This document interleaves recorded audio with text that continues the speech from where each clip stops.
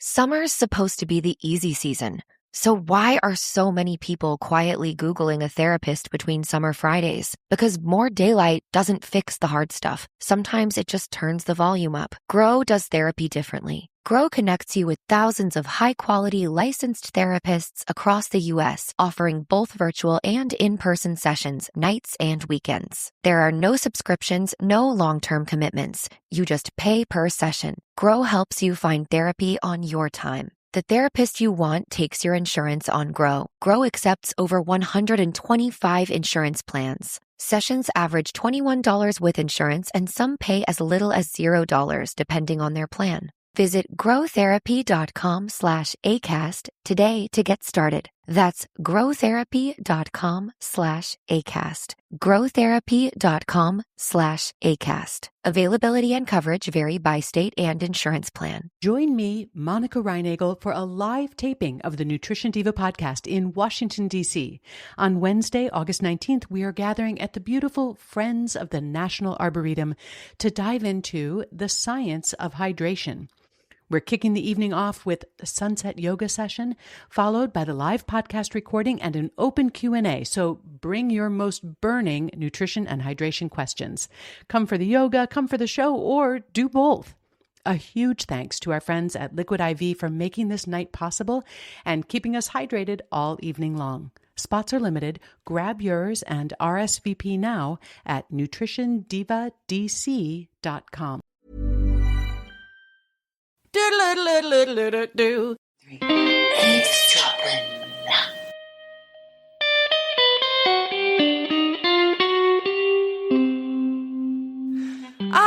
There you are, my little co-host. We are co-hosting together. I'm Geordie. I am Michelle. You are an eavesdropper because you're listening to Eavesdroppin, the comedy podcast. Makes you eavesdroppers. Welcome. Welcome to our oldies. Welcome to our newies, if there's any. Do you know what? When you say oldies, it just immediately takes me to the untimely, or maybe it's timely, I don't know, the death of Bill Oddie. Oh, goodies. Goody, yum, yum.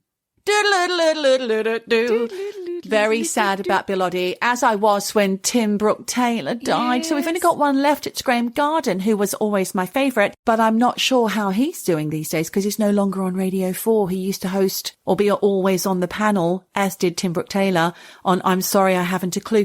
And I haven't been listening to that for some time because it's just not the same. No, it's not the same. But Bill Oddie, look, all of the goodies, I did a little bit of reading on... Did you fancy all of them?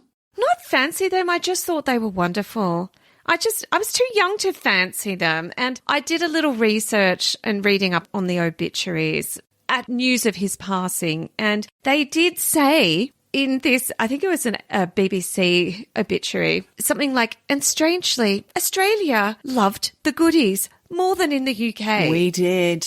We were fanatical about the goodies. We loved the goodies in Australia. Do you know why? Because they put it on ABC, which is our version of the BBC, at 6 p.m. every night, which if your dad wasn't home yet meant he hasn't come and taken over the television to watch the fucking news. Yes. And you had goodies at 6 o'clock and you had Doctor Who at 6:30. What a combo. I lived for 6 p.m. every weekday. Australia had a strange love for foreign TV shows, including The Goodies, Monkey Magic. Yes.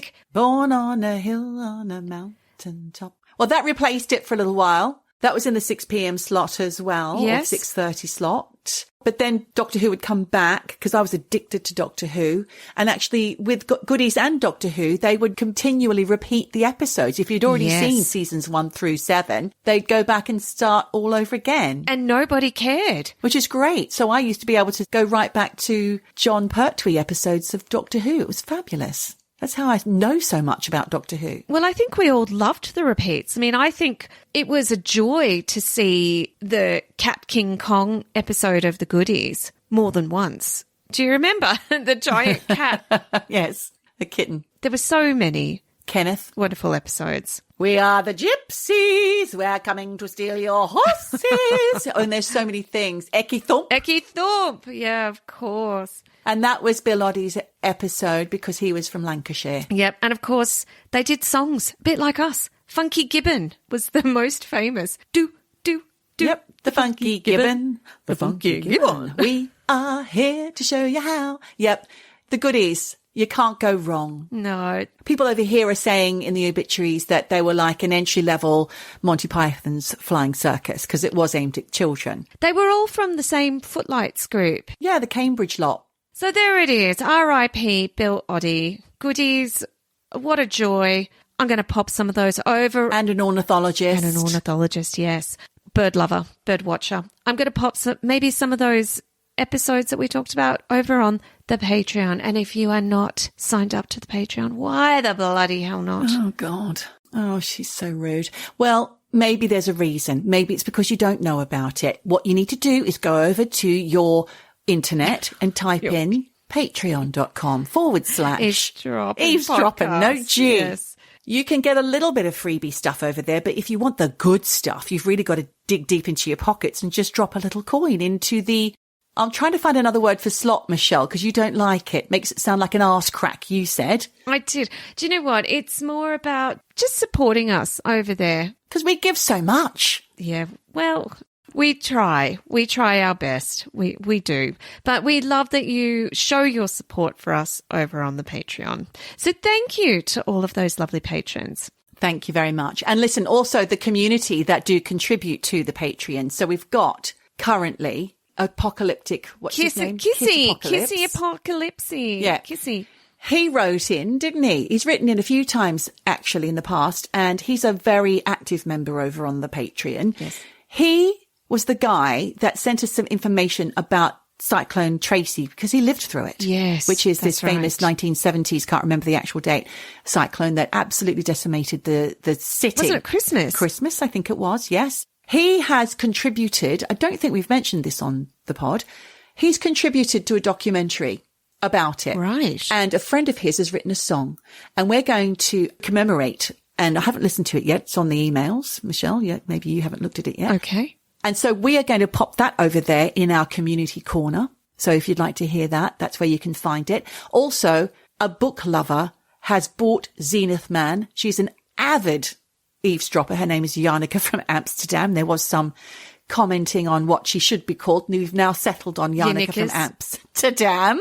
And she has been reading Zenith Man on her holiday while she's solo traveling. And she said she does enjoy it.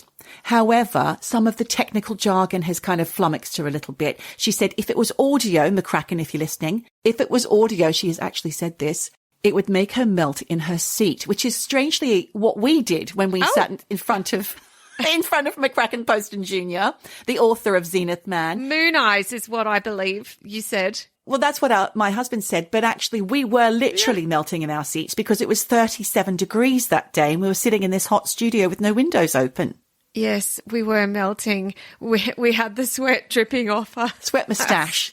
That's sexy. We were absolutely riveted. Oh, yeah. The man is an incredible storyteller, and that is exactly what Janneke said. She went over to Patreon. She popped the coin in the slot.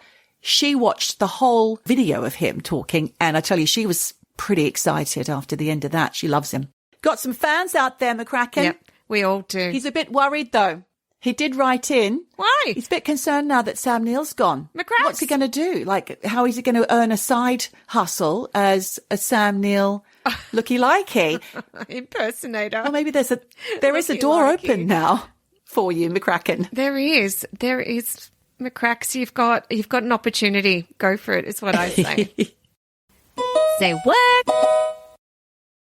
Now, I want to talk about something that happened at the restaurant. Oh, restaurant goss? Let me know what you think about this. This guy came in and he was on his own and he wanted a table for one, and we said, listen, we don't have anything for you now. Come back in like 40 minutes. He's like, I don't know. And I don't mean this disrespectfully, but he didn't look like he was anything more than just a bit of a hiker. You know, he had his hiking gear on. A hungry hiker, though. Can't turn him away. Yes, hungry hiker. So we said, yeah, come back. And he did. He came back and he was kind of wired. Like he kind of had wild eyes. Okay. Wild eyes. Do you know what I mean by that? Yes. He was darting around looking and we did manage to get a seat for him. And normally when we have tables of one, we set the table so they are facing the kitchen. And you've been to the restaurant. Yeah. You know that that's where all the action is. Yeah. You know, the chefs are cooking, you're seeing flames and fire and whatever. It's a bit of a theatre. So we always seat our single, solo, lone riders, we call them, on a table where they can see the kitchen. So they feel like they can interact with something. We seat him at the table. He gets all of the knives and forks in the setup and puts it the other way so he's facing the back wall. Oh. And we're like, okay, a little bit odd, but all right, that makes him happy. And he goes through the meal. And then at the end of the meal, he says, can I get the check? Andreas comes over with the bill and he says, listen, can I just do this discreetly? But I would like to pay for all of the drinks for the table there in front of me. Andreas said, okay, do you know them? And he said, no, I don't know them. Andreas said, okay. And he brings the check. This table, family of 4, has had over 400 francs worth of drinks. Wow. They've had wine pairings. They've had everything. It's not just 2 Coca-Colas. And this guy is like, yep, no problem. Pays and leaves. Paying it forward. Why? Paying it forward. When the other table, nearly an hour later, says, oh, you know, we'd like the bill, Andreas goes over and there's literally one drink on there. And they said, what's this? And he said, well, I'd like to tell you that the gentleman who had been sitting on the table just here paid for all your drinks. The father of the family just went, oh, okay. Wow. And I was like, what the fuck? You've literally just had 400 plus francs of drinks paid for you. There was no surprise. Oh my God, that's amazing. There was no like, who? What? Oh my God. Why? Like, do I know him? Did he say anything? Like, there was nothing. It was the most bonkers reaction and the craziest situation. What the hell? I mean, that is definitely a random act of generosity. Yes, it is. And he didn't even do it for the reaction because he didn't stick around. No, he didn't. Good job he didn't, because he didn't get one. He would have been no, he got zero reaction. I mean, Geordie, if somebody did that to your family... I'd be astonished and touched. Me too. Very much so. And I don't think I'd be able to stop thinking about it. But who knows? Maybe it's a delayed reaction for the dad of that family or for the whole family. No, the whole family were just like, oh, all right. Maybe 400 francs means nothing to them. Maybe it's just their reaction in the moment, but perhaps they went home and they didn't stop talking about it. You don't know. Maybe. Yeah, it's incredible. This is just a lovely thing and an unusual response. But yeah, it's nice. Good on him. I think the whole thing is unusual, but very nice. If the guy had said, can I pay the check and here's 1,000 franc tip for you, we would have been like, what? Better. Oh my God. We would have given him the best reaction. But no, this table was a dud. But he didn't do it for the reaction. No, he did not. It's obvious that wasn't his aim. No. Yeah. So a bit strange. Well, that's interesting, Michelle. Thank you for that story. I love the restaurant stories, by the way. I have a few recommendations from listeners that have just been flying in, especially from Telerex. Other side of the world. Few telerecs where we've got Ren the researcher. She's written in to say about the latest Martin Short documentary on Netflix. She said it was great. She's not a massive fan of his, generally. Yeah. I mean, he's great, I think. He's great in all the things he's been in recently. Arrested Development, Only Murders in the Building, and perhaps when he was younger as well. I think Three Amigos he was in. I'm not sure. Oh, he's in loads of things in the 80s and 90s. He recently lost his wife and daughter in the same year, which is really sad. But she said that's on Netflix. Safka has written in. She loves a documentary, as you know. She said, my grandfather, Charles Manson, I think it's called On Disney. She recommended it, but then she came back later and said, not so sure, actually. She doesn't really have much of a link to Manson. I thought you were saying my grandfather, Charles Manson, as in... That was Safka. It's a documentary. It's not me. Not Safka's grandfather. He's not mine. No, okay. Okay, so it's a rec or an anti-rec? Maybe anti-rec. Yeah. We'll put it as a so-so, as a meh. I would say an anti-rec, All right, unless you're a big fan. I have been watching television, not much, but a little bit. We've finished The Boys, thank God. Finished that. Just mayhem, violence, craziness, and it's all kind of closely linked to the Trump administration and social media, and it's just ridiculous. And, you know, Fox News and all that kind of thing. It's kind of the same. It's a parody, exactly as my husband said, and I said, "Daddy's stuck and nut, piss off." So done that, thank God. I'm free again. So we started watching Legends on Netflix with Steve Coogan, which is based on the war on drugs in the 80s. Okay. In the British government, and how a group of customs officials were trained to actually crack two of the main drugs gangs who were importing and selling around the country. Wow. In the 80s.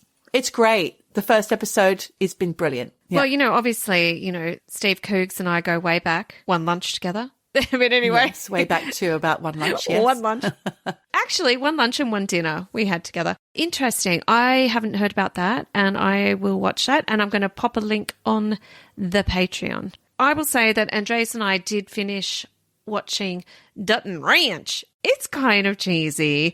I wonder if we needed to watch Yellowstone first, actually. A little bit cheesy dialogue. The editing was weird, like it chops and changes, and you're like, what the hell? Where am I at? Did I miss an episode somewhere? Is it a wreck? It's all right. It's a little bit meh.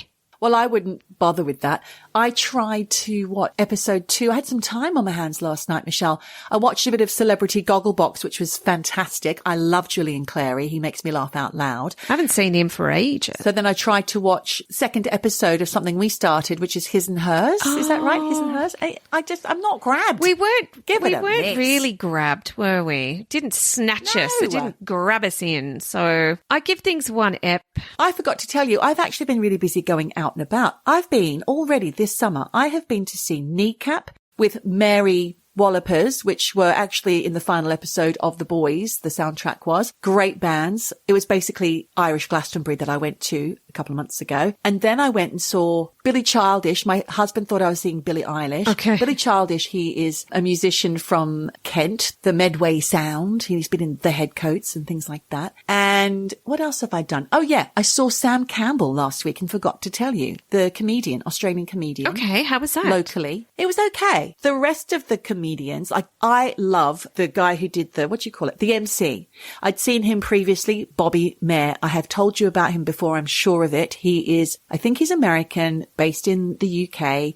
He, like Josephine Lacey, are my two favourite comedians right now, who you probably haven't heard of. No. So go over and follow them on social media, everybody, and just say that Eavesdroppin sent you. Oh, yes, and that you've heard they're great and can't wait to see them live, because they're fabulous. Bobby Mayer, he is so funny, but so unusual as well. Okay. I met him after the show that I saw earlier this year. I got to say, though, that the support for Sam Campbell, a guy called Ian Stone, brilliant. Okay. Fantastic. So there's your comedians to look out for. You know, if you're not up to speed on your British comedians, then here we are. Got some comedy recs. Amazing. Well, thank you very much for that. I'll pop all of that info over on the Patreon.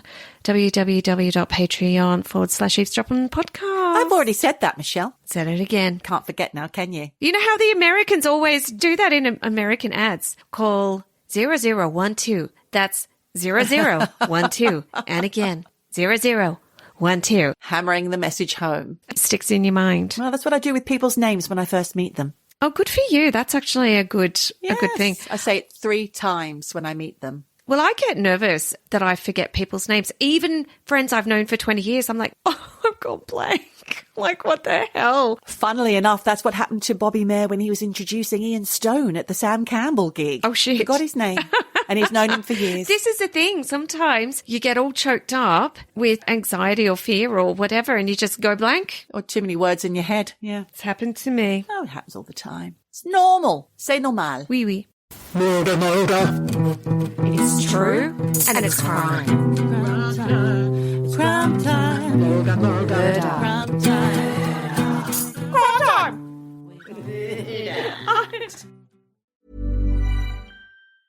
Summer's supposed to be the easy season, So why are so many people quietly Googling a therapist between summer Fridays? Because more daylight doesn't fix the hard stuff. Sometimes it just turns the volume up. Grow does therapy differently. Grow connects you with thousands of high-quality licensed therapists across the U.S., offering both virtual and in-person sessions, nights and weekends. There are no subscriptions, no long-term commitments. You just pay per session. Grow helps you find therapy on your time. The therapist you want takes your insurance on Grow. Grow accepts over 125 insurance plans. Sessions average $21 with insurance, and some pay as little as $0 depending on their plan. Visit growtherapy.com/ACAST today to get started. That's growtherapy.com/ACAST. growtherapy.com/ACAST. Availability and coverage vary by state and insurance plan. Join me, Monica Reinagel, for a live taping of the Nutrition Diva podcast in Washington, D.C. On Wednesday, August 19th, we are gathering at the beautiful Friends of the National Arboretum to dive into the science of hydration. We're kicking the evening off with the sunset yoga session, followed by the live podcast recording and an open Q&A. So bring your most burning nutrition and hydration questions. Come for the yoga, come for the show, or do both. A huge thanks to our friends at Liquid IV for making this night possible and keeping us hydrated all evening long. Spots are limited. Grab yours and RSVP now at nutritiondivadc.com. So, Geordie, I've got something for you this week. Oh? I'm looking at a serial killer because we have not done a serial killer in a long time. Right. Okay. Are you worried? Look at you. You're not going to enjoy this, are you? Where's he from? Germany. Oh, great. Okay. Interesting. I'm sick of the American serial killers because there's so many of them. Well, we're off to Germany. No serial killer is a good serial killer. No. This one is an absolute piece of garbage. Oh, gosh. Trigger warning right from the off. This guy is an absolute piece of shit. And today we are looking at the serial killer, Manfred Seel. Never heard of him, Michelle. Do you know what? He's been on my radar because do you remember I did an episode on the American model who was with a guy, Sweeney, his name was. Not selling this, am I? I can't remember a thing. No. But in the end, there was a documentary. He was British and she was found in an Amsterdam canal. There were bodies in bags, body parts in bags. Oh, yes. I remember. Well, this guy had been mooted as her murderer or being one of the murderers or serial killers who had put bodies in bags. So got it. Buckle up. This is a wild ride. It's not a fun ride. Buckle up. Oh, gosh. So I'm going to start in a different place. Imagine, Geordie. No, don't imagine this. This is awful. I'm not going to say imagine. I don't want to imagine any of this. I don't know why I started the sentence with imagine. Your dad has just died and you're tasked with clearing out his house and taking care of his estate. So you're going through his stuff when you realise he has this whole other rented garage nearby that you also have to clear out. After you've sorted out the house, you go to that garage and start the whole process of clearing that out.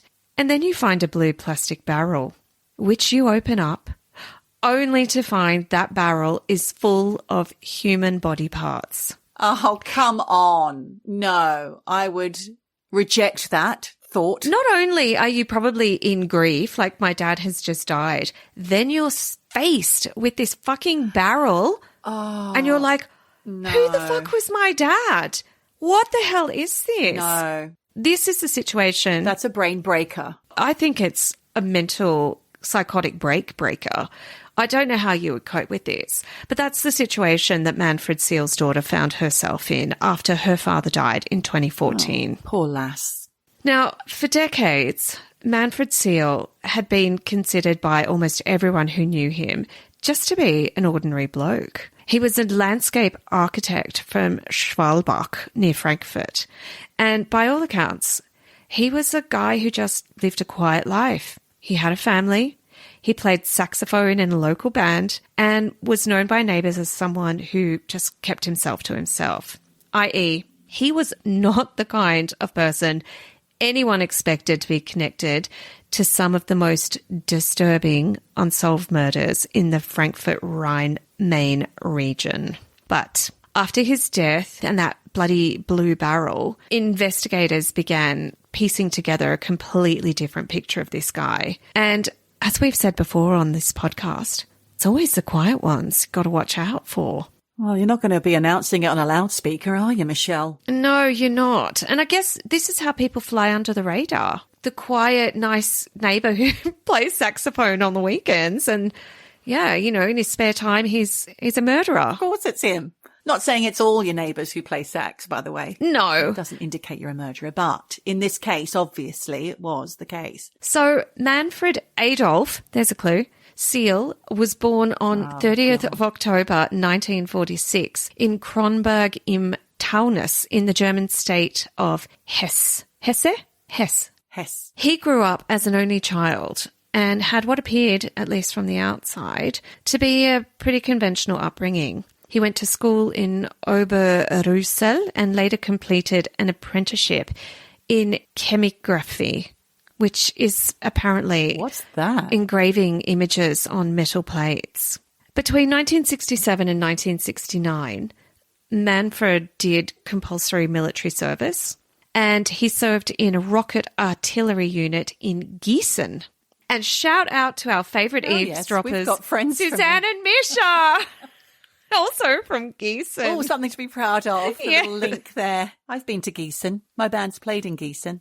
Well, we went straight past it. We were in Erfurt recently and I saw the sign, turn off here to Gießen, and I was very excited. I was like, Andreas, we've got friends from Gießen. We should have a look, but we didn't. Back to Manfred. After he got his high school certificate, he enrolled at Goethe University in Frankfurt, where he studied art and social history, but he didn't graduate. Then in 1973, Manfred got married and the couple had one daughter who was born in 1979, and his wife passed away in 2013. So obviously when his daughter found that barrel in 2014, both her parents had died. And quite frankly, thank God the wife never had to know who she was really living with all these years. Oh, did she? Or did she? Well, I wonder if you can really not have an inkling of this. Like I said, everyone around him thought Manfred was just a normal guy. Neighbours described him as friendly and inconspicuous and not someone who attracted attention to himself, although there were reports that occasionally he would have angry outbursts. Oh. When it was revealed that he was suspected to be a serial killer, people who knew him were like, what the fuck? That guy? The first suspected murders connected to Manfred date all the way back to 1971. In February of that year, the body of 19-year-old Gudrun Ebel was discovered in a garden shed in Bad Vilbel, which is a small town near Frankfurt. Gudrun had worked as a cleaner and geriatric care assistant, and investigators believe she may have been Manfred's first victim. And her murder was immediately unusual because of the level of violence involved. Oh, shit. And again, I'm going to give you a trigger warning here because this guy is a sick fuck. Oh, no. Gudrun's abdomen had been cut open and her uterus had been removed. Oh, God. Investigators later suggested that the crime showed signs of sexual sadism and that the killer had targeted specific parts of her body. What the hell? The parts that made her female: breasts, vagina, uterus, all of this stuff. It sounds like Jack the Ripper, all the Rippers. Yeah, this guy, he's just a piece of work. I mean, and he's obviously someone who hated women, I would say. Yeah, clearly. But at the time, there was no connection between this murder and Manfred Seel because he was just a quiet guy living his best life. So that case remained unsolved. Then, 2 months later, another young woman was murdered. In April 1971, 23-year-old Hatice Errol Karulu was killed near Frankfurt train station on the Camberger Bridge. Hatice had worked also as a geriatric nurse at the Johanna Kirchner retirement home, and investigators later noticed that Manfred had connections to the area because he had trained and worked nearby. Hatis had also suffered severe violent injuries, including injuries to her head and to her vagina. Again, the crime showed similarities to Gudrun Ebel's murder, particularly the mutilation of her vagina. And for decades, those two killings remained separate cold cases because there was a gap of around 20 years before the next suspected murder was linked to Manfred, which was the murder of Gisela Singh in 1991. I would probably say that's Gisela. Gisela? I would say. I'm not sure. Could be Gisela, but I think in Germany they say it Gisela. Gisela? Gisela. Gisela. Gisela. Gisela. Gisela. Yeah, it could be Gisela, not Gisela. Good pronunciation, Gisela. All right, I'll try. I'll try and remember to say Gisela. Well, look, poor old Gisela. She was 36 years old and she had been a sex worker in Frankfurt's red light district. She was also struggling with drug addiction and health problems, including being HIV positive. She disappeared after an appointment at a drug counselling centre in Frankfurt on the 14th of June 1991. And 2 weeks later, her body was found by mushroom pickers in a wooded area near Hofheim. Oh, God, what a discovery. I know. You're there looking for No. magic mushrooms or lion's mane or whatever you're looking for, and then you come across that. It's horrific. So Gisela had been strangled and her abdomen and thighs had been mutilated. And initially, investigators were focused on people who were known to have interacted with her, including men who regularly used sex workers in the area. And what do you know? One of those dudes was Manfred Seel. Oh, Manfred. Ugh. Later reports confirmed that Manfred was one of Gisela's clients. However, investigators did not have enough evidence at the time to charge him, and Gisela's case remained unsolved. Then, 2 years later, in 1993, another woman disappeared from Frankfurt. Her name was Dominique Monrose, and she was 32 years old and originally from Martinique. She also was a sex worker, and she was last seen alive on the 3rd of December 1993. Now, her disappearance quickly became a murder investigation when parts of her body were discovered in different locations around Frankfurt. Oh, no. Her torso was found inside a garbage bag along Friedberger Landstrasse, and other remains were later discovered in plastic bags around the Offenbacher Kreuz area. Very good pronunciation here, Michelle. You are doing a fantastic job of your Germans. Thank you, except for old Gisela. I'm trying. Very good. Danke. So investigators did believe that Dominique's torso may have been stored in a freezer for a bit of time before being dumped. Why? And the way these bits of her body were disposed of and the way her body had been cut apart were later considered similar to other cases connected to Manfred. But again, there was no arrest. And at this point, investigators had all these brutal murders involving vulnerable women, particularly sex workers, but no suspect who could be charged. And this pattern would not become clear until years later. In the meantime, Manfred Seel continued living his best life. He was known locally as Alaska. Why? Partly because he liked wearing fur clothing, even during summer, and also because he'd been to Alaska a few times and loved it there. And to that I say, were there any mutilated women's bodies found in Alaska? I was going to say. During the times he went there? Yeah, probably. Yes. I do not think this guy is someone who had the ability to stop himself. Exactly. There's no 20-year break either. Well, I'll come back to that 20-year break. But I will say, like I said, he's someone I don't think can help himself because in 1996, another case emerged. The severed head of Pia Isabel Heim was discovered in a garden in the Sachsenhausen district of Frankfurt.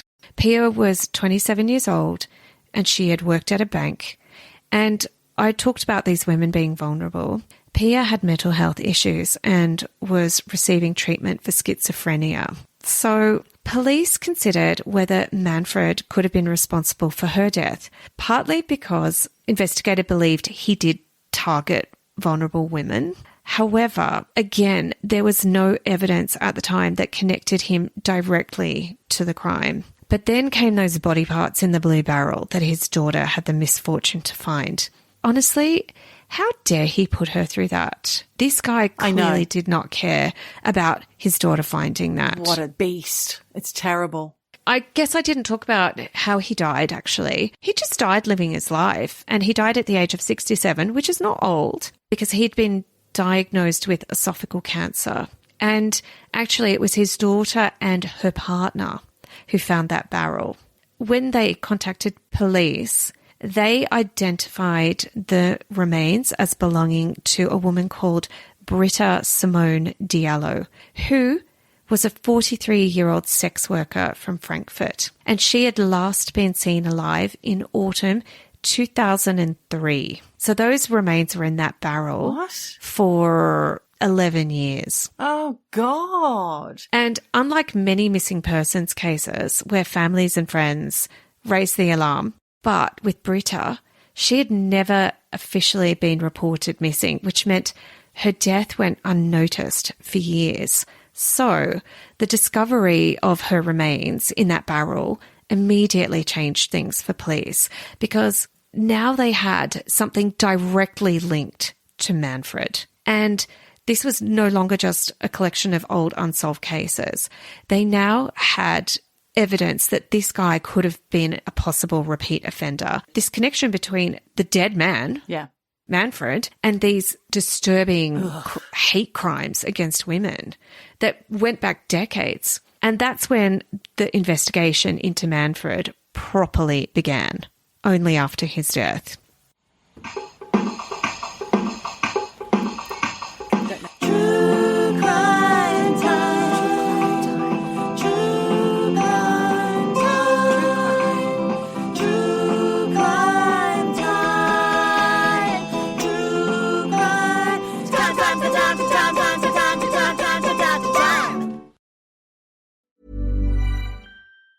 Summer's supposed to be the easy season, so why are so many people quietly Googling a therapist between summer Fridays? Because more daylight doesn't fix the hard stuff. Sometimes it just turns the volume up. Grow does therapy differently. Grow connects you with thousands of high-quality licensed therapists across the U.S., offering both virtual and in-person sessions, nights and weekends. There are no subscriptions, no long-term commitments. You just pay per session. Grow helps you find therapy on your time. The therapist you want takes your insurance on Grow. Grow accepts over 125 insurance plans. Sessions average $21 with insurance, and some pay as little as $0 depending on their plan. Visit growtherapy.com/ACAST today to get started. That's growtherapy.com/ACAST. growtherapy.com/ACAST. Availability and coverage vary by state and insurance plan. Join me, Monica Reinagel, for a live taping of the Nutrition Diva podcast in Washington, D.C. On Wednesday, August 19th, we are gathering at the beautiful Friends of the National Arboretum to dive into the science of hydration. We're kicking the evening off with a sunset yoga session, followed by the live podcast recording and an open Q&A. So bring your most burning nutrition and hydration questions. Come for the yoga, come for the show, or do both. A huge thanks to our friends at Liquid IV for making this night possible and keeping us hydrated all evening long. Spots are limited. Grab yours and RSVP now at nutritiondivadc.com. When the police found those remains in the barrel and they identified Britta Simone Diallo, they then went back through loads of unsolved cases across Hesse, and that's when they were like, maybe these weren't separate crimes all along. Maybe this is the work of the same person. And when forensic investigators examined those remains in the barrel, they found evidence of extreme violence. Oh, God. So they said she had suffered multiple cuts and stab wounds, and several parts of her body had been removed. And trigger warning here. No. Investigators found 8 nails embedded in her body, including her pelvis, her breasts, her knees, and her vagina. Oh, come on. Her arms and legs had been removed with a hacksaw, although forensic experts couldn't determine whether that happened before or after her death. What a piece of absolute shit this guy is. He is a fucking disgusting human. So the condition of Britta's remains suggested to investigators that this was not a spontaneous act of violence, and instead that it did show that there was planning, control, and a level of brutality that immediately raised questions about whether Manfred had committed similar crimes. Right. And when they searched inside Manfred's home, surprise, surprise, they discovered a large collection of violent pornography. Oh, no. Yep. They said his computers contained around 32,000 images and videos involving extreme violence, including material connected to sadistic fantasies and even cannibalism. Oh, my God. They also found material that they believed showed similarities to injuries found on Britta's body. And investigators suggested that some of the wounds inflicted on her resembled scenes depicted in the images and videos and stuff that they found on Manfred's computer. So this discovery led to the creation of a special investigation group known as Alaska, after his nickname. Wouldn't you love to be on that team? Not, of course. So they went back and started looking at decades of unsolved crimes, particularly in murders involving sex workers in the Frankfurt area. And they focused on cases where there were similarities in the way victims had been killed or mutilated. And of course, one of the strongest links that investigators looked at were the removal of body parts. So in several cases connected to Manfred, victims were found with missing organs or limbs, and Detective Frank Herman described the pattern by saying that in one case there was a missing right leg and in another there was a missing left arm, and that if the missing parts from all the different victims were put together, it was like creating a new body. I knew you were going to say that. It's so dark. Yeah, it's fucking sick. It is really dark. It's a level of darkness that we have not had on the podcast for some time. Sorry, guys. Yeah, apologies. So for investigators, they were like, this is not random anymore. No shit.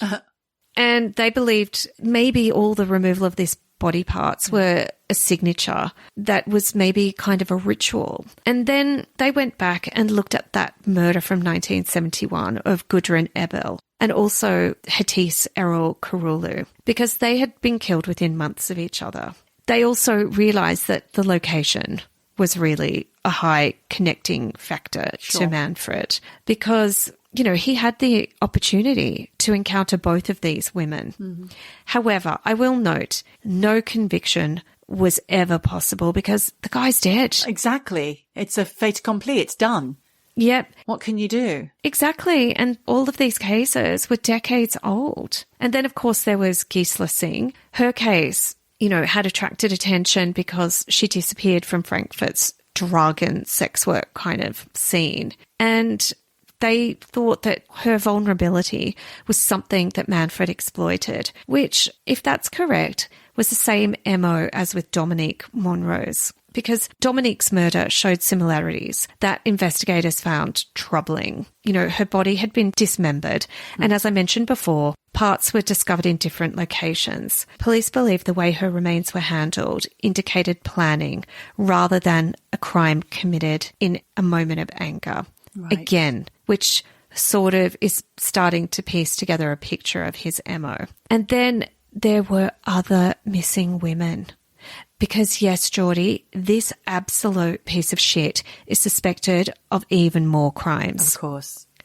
In 1998, a sex worker called Julie Anna Schroeder disappeared in Frankfurt and was never found. She was just 18. Oh. Gabrielle de Haas disappeared in 1999. She was 32 and also worked in Frankfurt's red light district. Then there was Christine Goldhagen, who disappeared in 2000 after leaving her mother's apartment in Essen. and she had previously worked as a sex worker in Frankfurt. And like I said, none of these women have ever been found, but they kind of have a question mark over them because they do fit his modus operandi. Of course. So investigators considered there was a high chance he was involved. And then there's the case of the Frankfurt Jane Doe. In 2004, the head of an unidentified woman was found wrapped in aluminium foil in a dam near Offenbach. Yeah, it's fucked. Like a baked potato. That's terrible. Oh my God. Sorry. That is one baked potato you never want to find. No one wants that. No one wants to find that. I mean, all this unwrapping of things, this uncorking of things, I find that, you know, obviously apart from the murders themselves, I find that so distressing that his daughter and son-in-law had to uncork this big blue barrel and find what the fuck inside, that people have gone mushroom hunting and found mutilated bodies, that people have gone on like walks or gone fishing and found this fucking aluminium foil ball head-sized. No, Manfred. He didn't give a shit. Curse you. He just did his killing and then didn't care who he traumatized. Unfortunately for this Frankfurt Jane Doe, the rest of her body was never found, and her identity remains unknown to this day. But because the case involved dismemberment and was in the same general region, they did think, could this be Manfred? But they could never quite pin anything on him. The thing is, he was on the police radar because in the early 90s, one sex worker reportedly contacted a support organisation for sex workers in Frankfurt to try and warn other sex workers about Manfred's behaviour because she described him as violent and abusive. And of course, this again is just another tick in the list against Manfred. Right. Then investigators started looking at Manfred's personality and how someone could be capable of such extreme violence, but also how they could maintain the appearance of just being a normal family man. And fly under the radar like that for so many bloody years, all the while killing, maiming, murdering, dismembering. Exactly. Criminal psychologists who examined the case suggested that Manfred may have been someone who separated his public identity from his private fantasies. Split. Yeah, kind of a bit of a split personality. He appeared socially able to function as a normal person while hiding these violent urges and lack of empathy against women. So, yeah, the idea that someone that, you know, could live for decades while concealing this kind of behavior is really one of the questions that people are just like, what the fuck? And neighbours remembered him going to that garage that he rented regularly, even when he was really seriously ill with cancer. And they thought, oh, you know, Manfred, he's just trying to have a routine to get him through the cancer. But obviously, afterwards, people were like, okay, what was he stirring that fucking barrel? Oh, God, Michelle. Or maybe he just had an attachment to what he'd hidden there. Maybe it was a habit. But there were so many unanswered questions. But what they did know is that this is not just one murder. No. The woman in the barrel. You know, they really do believe that they are looking at a serial killer with crimes stretching across more than 30 years. This is a guy who was hiding in plain sight. And of course, all of that shit they found on his computers became a really major part of the investigation, with police reportedly finding around 5 terabytes of violent pornography. They did wonder, like, was he acting out these fantasies on people like Britta, who was in that barrel, or was he creating some of that content, imagery and that content? Criminal psychologists are really fascinated by this case, and they think that his crimes were not obviously random acts of violence, but were all about control, humiliation, and turning victims into objects. Wow. Who were used to satisfy his violent fantasies. Now, because he did seem like this quiet, upstanding guy, it was hard for people, and actually the investigators too, to think that he was a serial killer. But I think this guy outsmarted all of them, because he really targeted women who were on the margins of society. You know, sex workers, some of them struggled with addiction, some had unstable personal lives. They were women who maybe weren't going to get the same attention as if he had murdered, say, a school teacher or, you know, someone with a job that society at that time probably considered more acceptable. And they were not given the attention they deserved because of a bias against their lifestyles. But that doesn't mean that their cases were ignored. All of this stuff actually did go in Manfred's favour because basically he got away with it. Yeah, he did.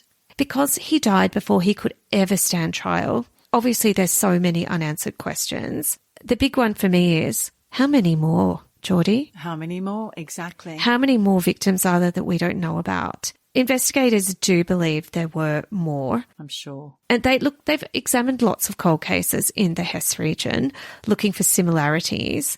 And of course, there's that 20-year gap between 1971 and 1991. Yeah. They say, oh, maybe, you know, it's because he got married, he started a family, he became a father, maybe he just went into a more stable phase of his life.